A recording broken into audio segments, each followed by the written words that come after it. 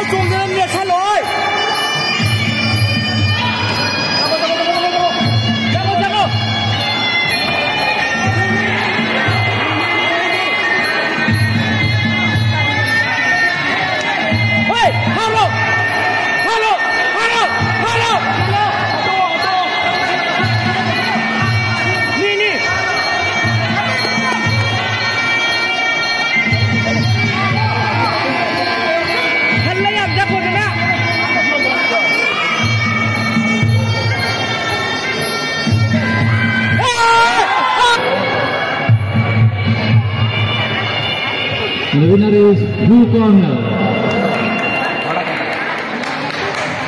Fighters for the next bout, it's Divya at the red corner and Abhinaya at the blue corner. Fighters come to the ring. Followed by bout number 34, it's R. Chandru from Tamil Nadu at the red corner and Abdul Basit from Manipur at the blue corner. All these fighters get ready and come near the ring.